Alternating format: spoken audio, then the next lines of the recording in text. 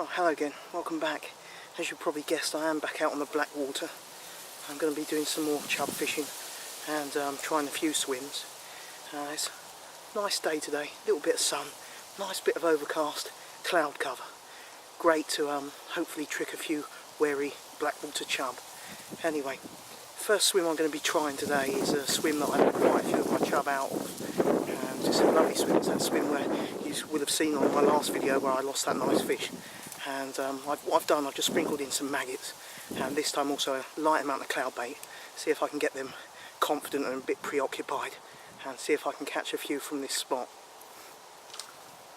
There's a few perch about at the moment, a few small perch jumping, look like they're coming up for flies.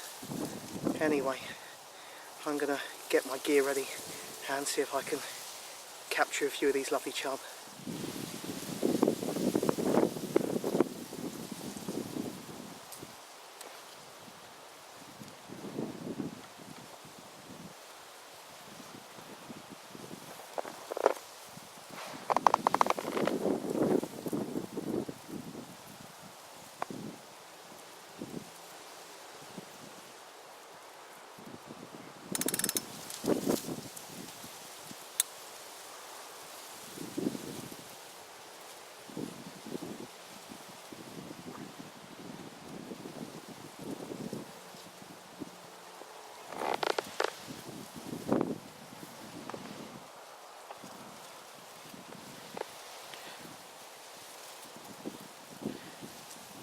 Couple of taps so far, but talk about the kiss of death. This spot was really good.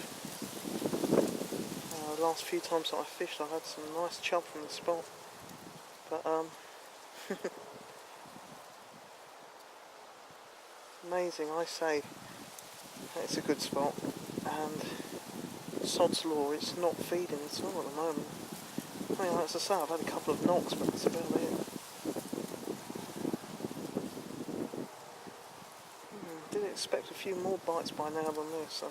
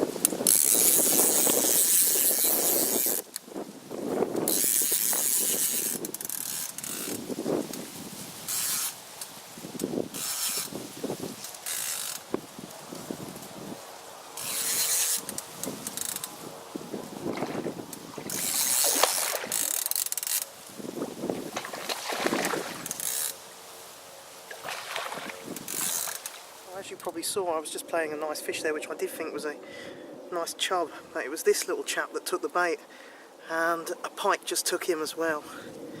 And there is some nice pike in here, and that looked a good 9 or 10 pounds.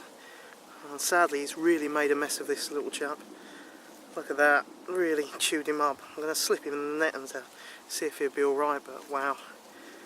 Talk about getting picked on. Taking some right chunks out of this poor little chub, both sides. The pecking order of the river. And that old pike has really made a mess of this chap. Anyway, as I say, let's get him slipped into the net and see if I can get him slipped back.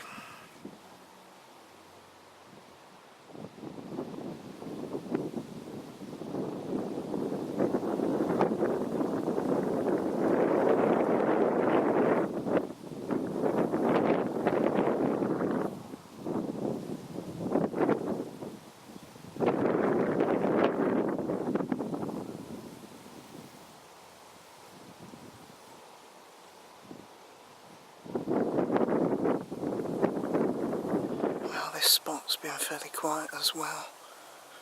Been fishing it now for the best part of coming up for 10 minutes. Not a lot doing at all. Very quiet.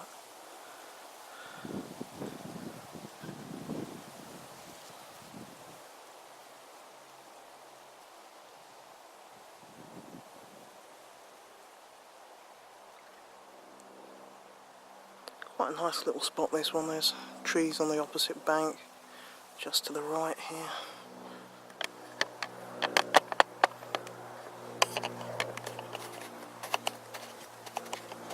Just there. And there's the trees that overhang the water further downstream. And there's a few little pools there that you can cast into, little deeper areas opposite the trees. This area is not so... Just here, it's not too bad for weed, just close in. Then you've got bands of weed running across here, and you've got a uprooted tree just to the right. It's a nice area. I do think the fish are being a little bit finicky and a little bit wary at the moment. Well, nice take, and £2 8-ounce chub, lovely condition. And I tell you, this river, it's just superb. It's got some wonderful fish and a lovely head of these chaps. And I absolutely love chub. They're one of my favourite species. He's in lovely condition, isn't he? Tried to bed me in some streamer weed. Anyway, let's get him slipped back.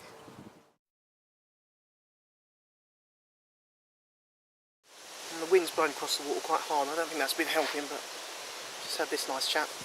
Nice. £2 14 ounces.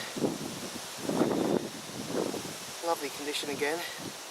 Really, really lovely. I've never seen such a head of chub. It's amazing. It really is. If you like your chub, get on the Blackwater, because I tell you, there's a various stamp of different sizes and back up sizes and 4s, 4+s, and there's bigger than that as well, I'm pretty sure of it. Well, hello again, welcome back.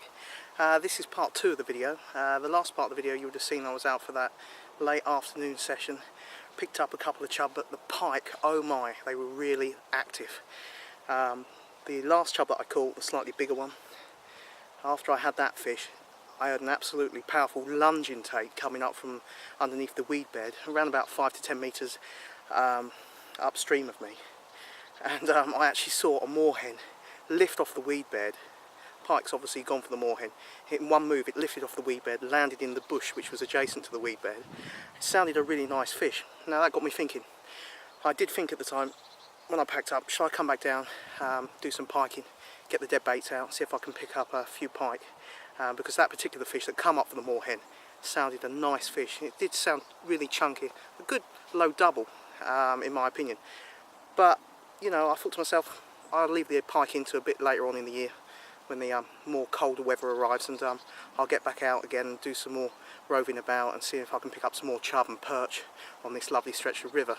Admittedly, I'm probably becoming a bit preoccupied with it, but as an angler it's pretty hard not to get preoccupied with such a lovely stretch of river. You know, it's a multitude of wildlife. I've seen numerous barn owls. When I packed up on my last trip, it's always the way, I had my camera all packed up, and just near to the bush where I've been fishing, there was a load of rumbling, because there's like a briar nearby, and there was a load of rumbling and rushing about, and I just put my headlight on, and would you believe it, a lovely full-size badger just stood there looking at me, and it would have made a nice photograph, but it's always the way, the camera was put away, and couldn't get a nice shot of it, and it looked at me, kind of gruffed a few times before rushing off into the bushes. It's such a nice stretch of river though, you know, kingfishers, herons, badgers, barn owls. It is a really lovely concourse of water. Further upstream though, recently, week before last I think it was, and that was on the Camberley stretch, there was a pollution incident unfortunately, where sewage, I presume that was Thames Water, as they do have sewage treatment plants in Camberley and dotted all along the river like many of the waterways in England, and that did leak out some effluent. The Environment Agency, who I spoke to, they said that they counted around about 300 fish dead, but they did expect to be more mortalities than that, which is quite gutting really when you consider it. The stretch up at Camberley and Shepherd's Meadow is a very nice stretch, and there's some nice roach and chub, perch, you know, a multitude of fish, so that's going to have set that right back. And you know, it's incidents like this that you can do without as an angler. You know, I can't help but feel that some of the sewage treatment and the way that the things, the actual mechanisms that are in place to work, and the failure, I do feel they should be more modernised. I do feel there should be more fines levied at companies that are having these incidents happen, that force them to think twice and force them to renew and replace old equipment. And if that doesn't happen soon, we're going to have more incidents on a lot of the rivers. We've already had the Wandle this season, a stretch of that repolluted. The Blackwater, as I say, has just been polluted lightly, but still polluted anyway at Camberley. And you know, there's been numerous other incidents. Last season on the River Crane along Heathrow, there was a heavy amount of effluent that went in there. So you know, something needs to be done, and really sorted out with the way the sewage works are modernised, with the way they're actually kept and maintained. Anyway, enough about that. You know, I had to get that off my chest, because you know, it's a pretty sad state of affairs to see such lovely little ecosystems and little waterways, big rivers, the veins that spread across the country and feed into the bigger rivers like the Loddon, the Thames, the Kennet. To see those ruined by pollution, it is heartbreaking, really heartbreaking. Anyway, thankfully this area downstream on the Blackwater has absolutely been fine. As I say, I'm out today, going to do some more roving about for chub and perch, and this is the second part of the video. But what I will do is I'm going to do a third part as well, and on my next trip I'm going to go further downstream. I'm going to target a weir pool. Now that's quite a nice area, but it does have a hell of a lot of crayfish, and whilst that does mean there's going to be some good sized fish along there, especially perch, chub and barbel, it does mean if the crayfish are really on the move, they can be a right pain in the neck. But we'll see how that goes when it comes. Anyway, I'm going to just set up and try a few swims, trickle a little bit of bait into a few swims further downstream as well, so that when I come to them the fish are more confident, and let's see if we can catch some fish.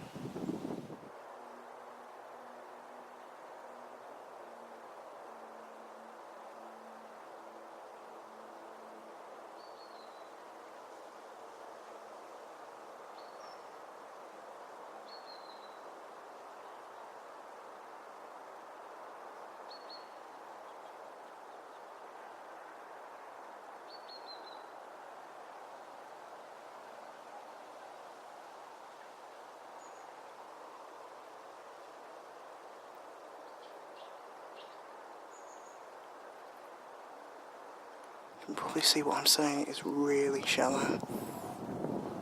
12 to 20 inches. Foot and a bit, I guess. I'm going to try and trickle some maggots along here. I'm standing quite a way back and just using the zoom on the camera because I can do that spooking the area.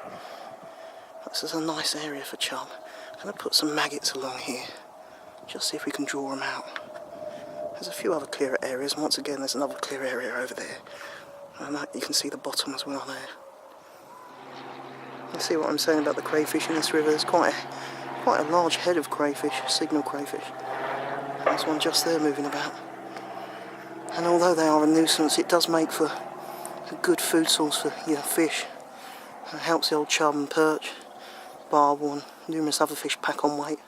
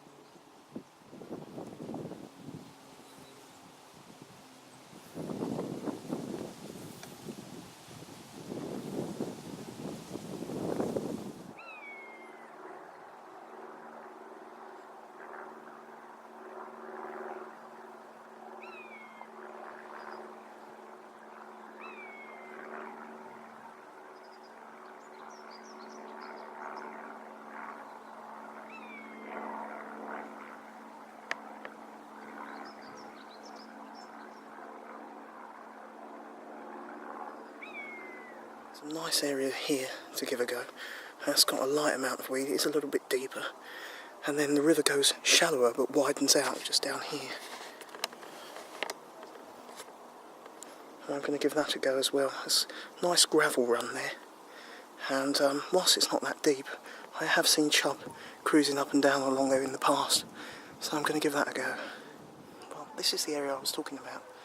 This is downstream, as you can see, there's that fence in the water. And this isn't that deep, this is between 8 inches to 12 inches if that. A few deeper areas and pockets. And it's nice bits of gravel there. I'm going to give it a go with a link lash. Just cast out into the clearer areas and just let it trundle through. See if I can get a few takes. As I say, I've seen quite a few chub go up and down this area, cruising up and down off this line of weed over the back as well. And they look real skittish, really wary and edgy, so don't know if I'm going to get a take here or not. We'll just have to see. It is wider here but very shallow. Anyway, let's see if we can pick up a fish from here.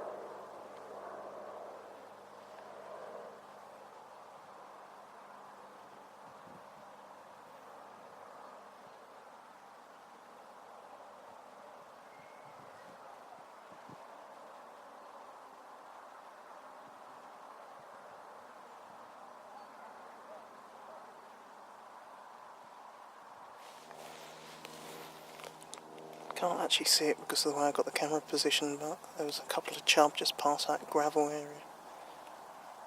And they scooted by, seemed to skirt round the back end. They look very finicky, very wary.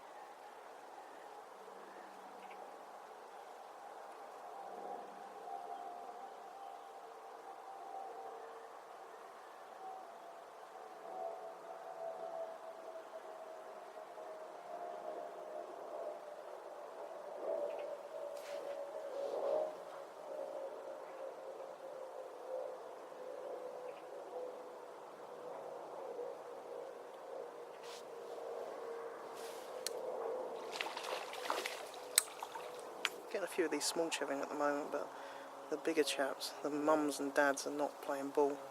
And that spot further down where that fencing is, and the river is wider, there's just two decent ones kept swimming through, but skirting around the area I was fishing. So certainly a you know, thoughtful bit of presentation needed, I think, to trick the fish today. And I'm going to head back upstream in a bit after I've given another spot further downstream a go and see if I can get a bigger chap than this. Well, it's been an enjoyable but slow afternoon's roving about, and the chub are being really wary, acting very apprehensive. The spot just upstream, which I was fishing earlier on, where that fencing goes across part of the river, I was fishing a nice gravel patch there, but the chub certainly weren't having it. There was two chub that kept swimming by and skirting round the gravel patch, not even wanting to touch the lobworm, and really acting wary and apprehensive. So with that in mind, I decided to come further down, see if I could target an area which is more dense, with a lot more growth and tree coverage, see if that would keep the fish's confidence up and if I could take a few fish from those areas. But all I've had to show for my efforts so far today is a couple of chublets. Not really what I'm after. So what I'm going to do, I'm going to head back upstream.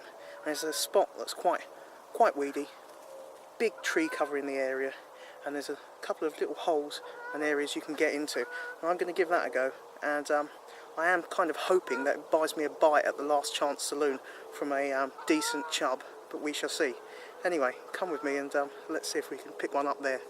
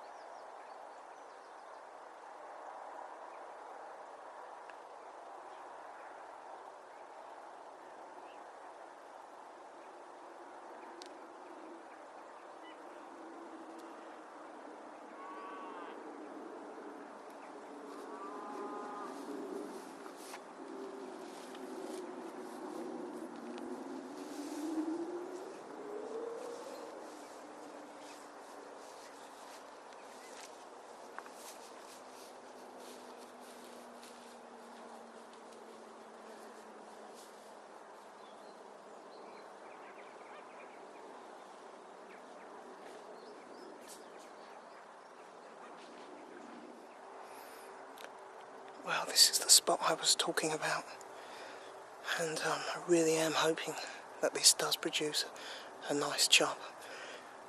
It's got all the features that you'd expect. Dense weed, nice coverage here, really nice coverage, and a little opening just to place the bait into. So fingers crossed there's a decent chub about, and he snuffles up the old lobworm.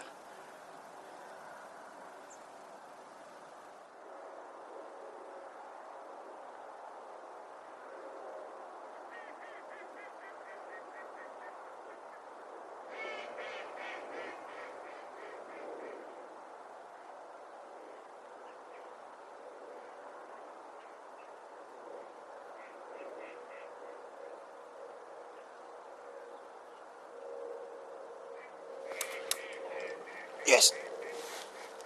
Oh! Oh! Don't go in the snake. Come on. Come on. Oh! Jesus Christ.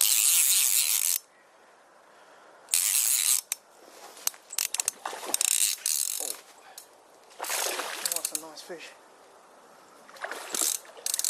Come on. Oh, oh. That's a good fish. Yeah, a nice fish. Well, I just thought I'd try quite a few more spots downstream.